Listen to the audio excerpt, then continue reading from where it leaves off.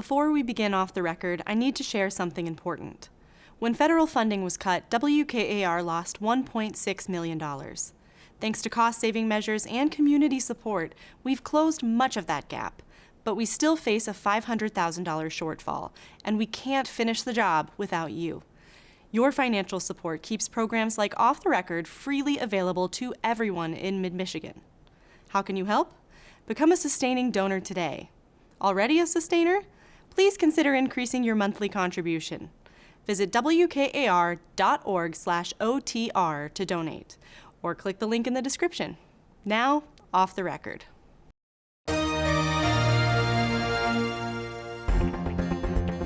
Thanks for tuning in. The representative from the Michigan Fair Election Institute, Patrice Johnson, is with us, opposed to the ranked choice voting ballot proposal. Our lead story, the House Speaker gets into the property tax relief debate. On the OTR panel, we have Lauren Gibbons, Beth LeBlanc, and Colin Jackson. Sit in with us as we get the inside out, Off the Record. Production of Off the Record is made possible in part by Bellwether Public Relations, a full-service strategic communications agency partnering with clients through public relations, digital marketing, and issue advocacy. Learn more at bellwetherpr.com. And now, this edition of Off the Record with Tim Skubick. Thank you very much. Welcome back to Off the Record. We're in Studio C on this Friday morning, and we have the Gotion deal. Everybody's going, what's the Gotion deal? It was going to be a battery plant up in Big Rapids, and why is it not coming in? Well, in September, the MEDC sent what's called a letter of default to Gotion, saying you haven't worked on this site for more than 120 days, so we're considering it abandoned, which is in violation of Gotion's agreement. And Gotion entered an agreement to get incentives for this project. Part of that agreement was that they not abandon the project. Additionally, there was wording in the agreement that basically prohibited lawsuits that would slow or delay this site. And Gotion, of course, is involved in 2 lawsuits that have held up things there. And so, yeah, the project is basically dead now. This became a cause célèbre because Gotion was associated with a little group called the Communist Party. Yes, that became a huge issue, especially in the last election cycle. We saw a lot of Republican candidates protest, join on to local protests that were happening in the community. It didn't start as controversial as it eventually became. Yes, there's a lot of support at the outset. At the outset, it was a lot of jobs, investment into a community, but then as soon as that connection was made and really stressed during the election cycle, it became a lot less bipartisan. And really, it's a dramatic downfall. What's your take? I think it's very emblematic of the current landscape we see around these business incentives, where, as Lauren and Beth said, this wasn't very controversial to begin with. I remember when I believe the governor signed some of the bills that would have funded this project. It was a big fanfare. You had and horns. Yeah, exactly. You had MEDC leadership, you had the governor, you had a lot of people around, and this was something that was very heralded. But to the point of, you had brought up the Chinese Communist Party, I think that's just one of the fatal flaws of these battery plants, where some of the technology was leased from companies associated with the Chinese government, and by definition and by law, just doing business in China means working with the government, just because of the ways things work out, and it became politically untenable. So the state really had no choice. If the contract was being met through the language, they had no choice but to cut it off, right? Well, yeah, one would think so. I mean, I think folks in the community would say it's been a lot longer than 120 days that they haven't been working there, because they, the community has seen that, and finally the state acted at this point in September. Now, I also think Gotion, in their response, has said, look, we're kind of between a rock and a hard place. We've got the community that is suing, that basically took away some of our permitting for a water line through there, so we had to sue them to get that permitting back, and then they're tangled up in that, and they can't work during that time. But I also think, I think the headwinds were really against this project for a long time here. This was expected, I think, by a lot of people. In defense of Gotion, because they have said publicly, you know, we're not a front for the Communist Party. We're serious. We need battery jobs, and we can bring them in. So that was their statement. All right, coming out of Washington now as a result of this shutdown, SNAP. Explain what's going on there, Emily. Emily, I'm sorry. Lauren. That's okay. It's not the first time. Yeah. It's as of November 1st, it's looking like SNAP is not going to have the funding to continue until the government is no longer shut down. What does SNAP do? SNAP is a food assistance program. It serves at least 1.4 million Michigan residents. WIC, which is a program that assists women with young children and infants, is also being affected by all of this. But essentially, the shutdown, if it hits a month, then SNAP is going to get delayed at this point. And so a lot of the community food banks and others, soup kitchens, are saying, you know, we can't necessarily handle an increase like that if federal benefits are no longer available. Yeah, no, this is a program that I think people are we talk about the federal shutdown and how a lot of times the general public has been blunted from that effect in various ways. I think this will be one of the first ways where a lot of people, like Lauren said, 1.4 million people, that's 1.4 million households potentially, feeling this and feeling like, oh, this thing I had to rely on to feed my family, to keep fed myself, is going to go away, or at least going to be severely impacted. And I think that could cause a big impact on Michigan households. And that could also change how you see how people view federal lawmakers as the shutdown continues. Yeah, I mean, I think for federal lawmakers, this is where things start hitting the fan in terms of this shutdown and the impact that people actually feel, because a lot of what's done, like Colin said, can be blunted, or what's not happening at the federal level, it can be blunted by state action to kind of curtail some of this. But this might be the point where people start feeling the effects. Well, but let's pick up on that. Will somebody ask the state government to fill in the hole? I don't think it's really possible for the state to fully fill in the SNAP hole. It's an expensive program. It's also a federal program fundamentally, so it's not easy for the state to just come in and say, "Hey, we'll take over SNAP." It's not that simple, and it would take some time. Start a new program and call it something else. I mean, is the money there for it? Is the other question. I mean, we just went through a very contentious budget process. I don't know that lawmakers have the will or the way to come back and say, "All right, let's fund SNAP for however long the government is shut down," which no one really knows. All right, well, the Speaker had a news conference this week and talked about a lot of stuff, transparency being one of them. What's the story there, Beth? Yeah, so the House has led on this initiative. They've tried to put in different vetting processes for earmarks that go through the budget.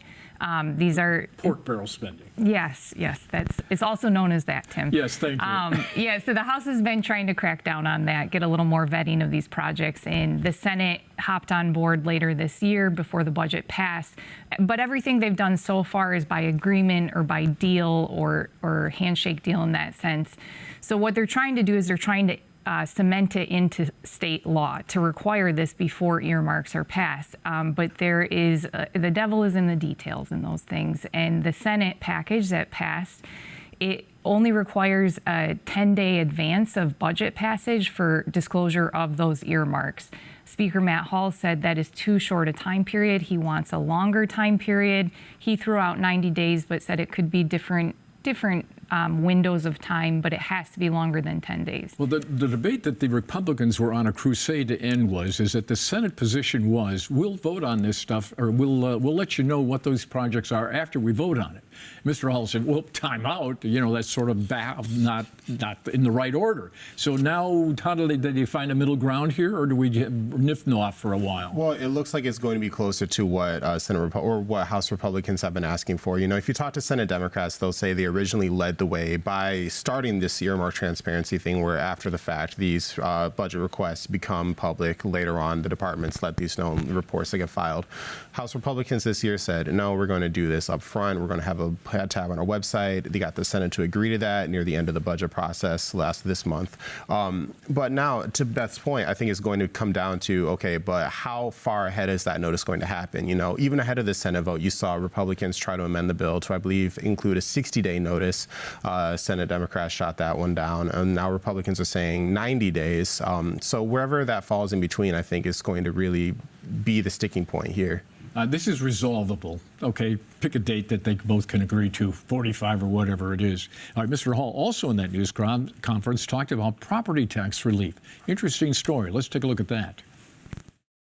There is a strategy that sometimes lawmakers often use to block a petition drive if they don't like the content of what the citizens want to do. Lawmakers devise their own plan with hopes that the citizens will give up on their plans in the process. Sometimes the strategy works, sometimes it does not. Carla Wagner is leading a citizens petition drive to slice and dice the local property tax. Needless to say, local government groups and educators oppose this effort since their financial lifelines are directly linked to the property tax. Entering the debate, House Speaker Matt Hall. He says nothing about trying to block the petition drive, but he does say he wants to tackle the issue too. We're going to move ahead on property tax reform. I hear a lot about property tax. That's what people are really talking about. It used to be income tax. We're hearing a lot about property tax. And so our caucus, we're working on forging that unity on which property tax proposals we bring forward very soon. Ms. Wagner says this about that. It would have to be something pretty spectacular. She argues the Speaker's problem is you can talk all you want about property tax cuts, but if you can't get the votes to pass it, it means nothing. It's meaningless. I want to see people get that same relief in their homes. However, some would say wanting to do it and actually doing it are two different things, and ending the petition drive would depend on what the final legislative product looks like, Ms. Wagner says. It'd have to be a pretty sweet deal to stop us at this point. Obviously, she's not in the Speaker's corner just yet. Colin, what do you make of this? Property tax has haunted this legislature for about 50 or 60 years, how to get this thing right. Another bite of the apple. I don't think this is the legislature to do it. Right now, you not only have divided government, you also just have, I think a lot of things rely on property taxes. You know, in the opposition to the Axe My Tax proposal that you were talking about, you have school groups saying, you know, we rely on property taxes. You have education groups saying we rely, or not education, but you have like libraries, museums, what have you, fire departments, public services, et cetera, saying, you know, all these things are dependent on property taxes, parks, and these are things that we want to continue happening to make our communities nice, more livable, et cetera, in Michigan. And so what the Speaker says, we want to address property taxes. I think it's going to be a very hard thing to get that not only past his own chamber, the Republican-led House, but also Democratic Senate and a Democratic governor to sign off on it. I want to make it clear that he in no way in that news conference said he was trying to stop this effort, the petition drive effort. But clearly, if they could come up with a plan that appeases Ms. Wagner, she might stop the drive. But the chances of that are pretty slim, aren't they? Yeah, it does seem pretty slim, and I think they have a timing issue here, right? Like they just took the budget process up until the brink because they couldn't come to an agreement with it, and that budget agreement included a tax increase. So now you're looking at a possible property tax decrease. Cutting into revenue that the state relies on, I think is going to be a difficult sell in the Senate. I think they would be able to get the votes in the House, but I think it would be a difficult thing in the Senate. The other thing is Speaker Hall also has said that economic development, some kind of deal moving forward to replace SOAR and some of these larger incentives, that's a priority as well before the end of the year, and that was in fact part of the budget deal. So I think they've got a lot on their plate right now. I think property tax decreases are going to be difficult to accomplish in that time. We're also coming up on 2026, an election year. They're going to have to go back to their districts and defend their work. Do we really have time to delve into a property tax revival or reform or anything like that? I don't know that the timeline is really working there. And just one more thing to point out, I think even if you talk to Ms. Wagner herself, she'll say that Ask My Tax isn't a very well-funded or very well-resourced, rather, operation. And it seems like without a lot of resources and energy and momentum behind something like property tax reform, it's going to have an uphill battle. All right, let's talk about elections with our guest. Ms. Johnson, please come in.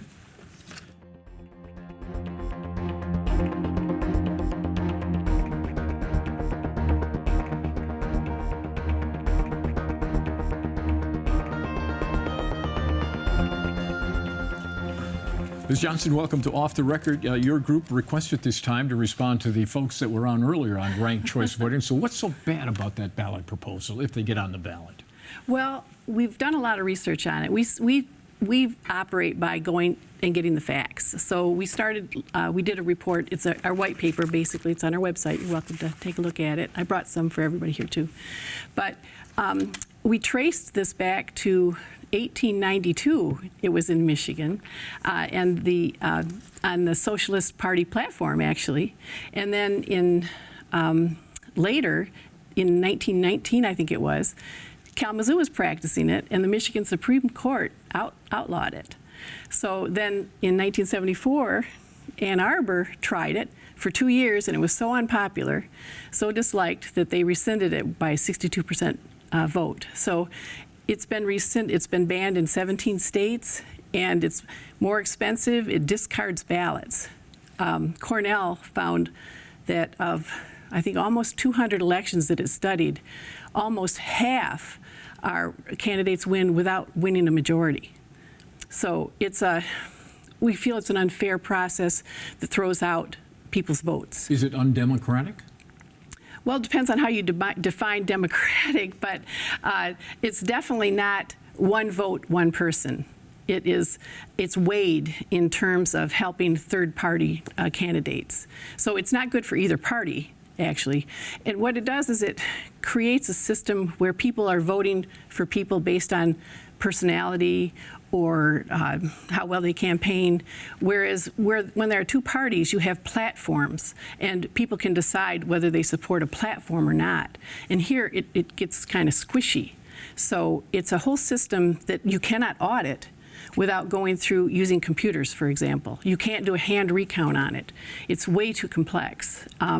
So because you can't see into it, you can't guarantee that a majority of voters will elect candidates, and because it tosses out votes, it has some serious flaws to it. That could be, if you want a majority to elect candidates, then we have a system. You can have a runoff system, but to completely upend our electoral process with this process is non-feasible, really. And 65% of Michiganders have been polled to be opposed to it. So it keeps coming back. It's a tired, old communist process that is not popular.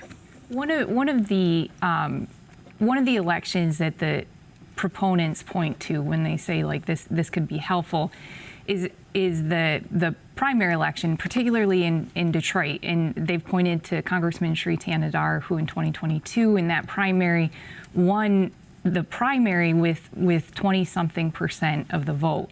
And in Detroit, those primaries essentially decide elections, right? Mm-hmm. So I guess, how would you address that? Do you think that's a problem that needs addressing in that sense? And do you think this is potentially a way to identify and address that? Well, that's a really good question. I appreciate that. I do think that it's up to the people whether they want to address that. If a person with 20% of the vote wins, maybe that's not what the public wants. In Michigan, we don't have a runoff system, but in other states there are, like Georgia. If you don't get 50% of the vote, it goes to another election. And that then narrows it to 2 candidates, and people choose between one or another. And it gives them more time to think about the candidates, more campaign, more understanding of their platforms.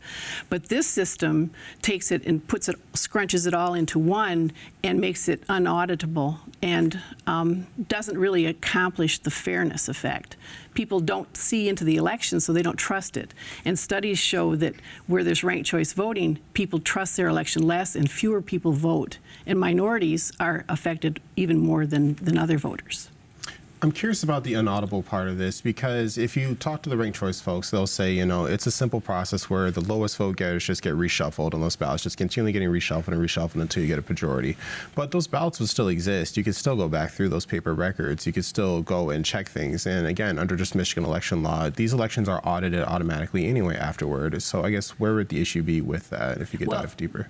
Excuse me, but the issue comes with hand recounts. If you as a candidate felt things were awry and you contested the election, you can't use hand recounts with ranked choice voting. It's far too complex, because out of 10 ballots, you might have to cycle those 10 ballots through 10 counts. And it ends up throwing out votes too. So for example, if you only vote for 1 or 2 candidates and it goes through 3 rounds, there's a good chance your ballot will be cast out. And the whole recount process then becomes very complicated, and it's not, you have to feed it through the machines in order to do a recount. So it's awkward, very awkward for hand recounts. A group of Michigan clerks recently came out with some concerns about this proposal. What did you make of that? Did you, I guess, expect clerks to be an ally in your fight against this proposal? Well, we were delighted, because they have obviously paid a lot of attention. We had drafted a resolution for people to consider, and to a large extent they adopted our resolution.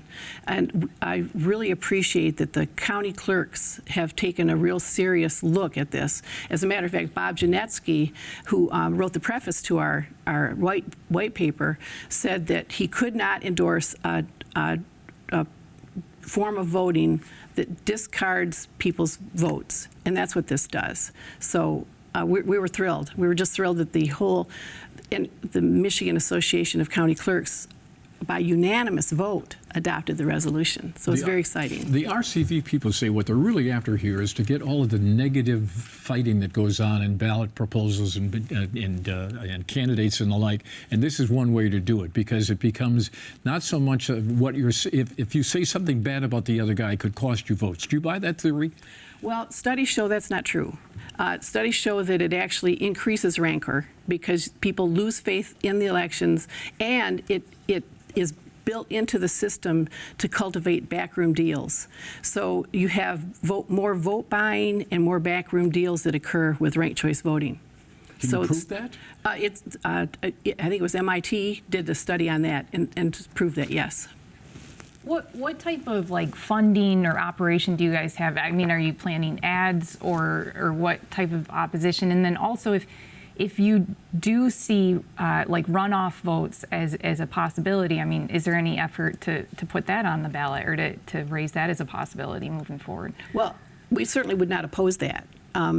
We are a volunteer organization. I think we have maybe 2 or 3 paid staff, part-time. So we aren't planning a big television ad campaign. So we would operate purely by donations.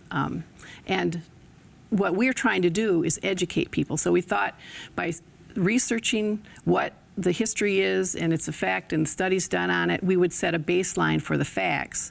And then from there, we can build educating people. So we do have people, when we're invited, we go speak at events, and we have, we created a resolution, we try to, write stories about it, things like that. But no major campaign in the plans. So no. How is Michigan's election system? Is it full of integrity? Well, basically what we have is, in our system, it's called first past the post. It's like a racehorse, a horse race, where the first candidate to get the most votes wins. And if you look behind the scenes on all that, of course there are times when we question things. We have studied, for example, that there are duplicate voters on the voter rolls, and there are deceased voters on the voter rolls. And about 800,000 folks are on the voter rolls that are inactive. That should probably, and 27% of those should probably be removed because they haven't voted since in the last 2 elections or 3 elections or 4 elections. So. Our elections aren't perfect. We're not saying they're perfect by any means, but the ranked choice voting option would be devastating to the state, I believe. Again, proponents of ranked choice voting will say that this gives people an option to vote their conscience or vote for the candidate they feel most aligns with their beliefs, regardless of whether or not the candidate has a legitimate chance to win. But they also, right now under Michigan's current system, they say the issue with that is there's no second choice, there's no fallback. It's all or nothing on that, where this gives people at least some insurance policy where maybe if the candidate I truly align myself with doesn't win, I can at least have a candidate that has most of what I align with on the also accounted for my vote. What's your response to that and the idea that we've seen this too used in other cities, maybe New York, for example, this year with Zohran Mamdani, or even in the past in Maine, I believe conservative governor conservative Governor LePage, he was also elected, I believe, using ranked choice voting. You know, so people along the political spectrum have benefited from this. What's your response to that? Well, my response to that is that people have an opportunity to vote for their favorite candidate. What's difficult is if you have 13 candidates and you have to rank all 13. And if you don't rank all 13 and it goes through 13 rounds of counting, your vote is cast out. It's discarded. So our problem is that we don't believe ballots should be thrown out. Everyone's vote should count. And this is an opposition to one person, one vote. It negates a person's vote. How's Ms. Benson doing as Secretary of State? Well, we have trouble with her initiating rule sets right now that we think would add leverage to her gaining leverage in running for governor. So there's an inherent conflict of interest when you change the rules of the game before your own election. So, for example, she's introduced rule set 13, 14, and 15, and some aspects of those rules are just fine. But when she singles out specific people and she ties the hands of poll challengers and basically cuts the clerks out of a lot of the election process, we're opposed to that. So we have some problems with some of the things she's doing. How do you connect that to her race for governor? Well, if you cannot challenge an election fairly, if you're observing an election, you can't log a concern about something that's occurring, then you're taking the eyes off the election. And as citizens, we have a wonderful opportunity because of our form of government, which is self-government by citizen participation. We can have input. And some of these rules that are being promulgated cut the citizens out, and they cut out input from the citizens. And that's where we have a problem. So what are the chances that you're going to defeat this thing? Ranked choice voting? Well, everywhere it's been up on the ballot lately, it's gone down, and we're showing 65% people of the public in Michigan are opposed to it. So I'm not really sure why they're trying to push it through in Michigan, other than there are some large donors with some motives that want to have this occur in Michigan, but I don't think it'll pass. Ms. Johnson, great to see you. Thanks for doing our program. Thank you for inviting me. Appreciate it. See you all next week for more Off the Record right here. Thank you. Production of Off the Record is made possible in part by Bellwether Public Relations, a full-service strategic communications agency partnering with clients through public relations, digital marketing, and issue advocacy. Learn more at bellwetherpr.com. For more Off the Record, visit WKAR.org. Michigan public television stations have contributed to the production costs of Off the Record.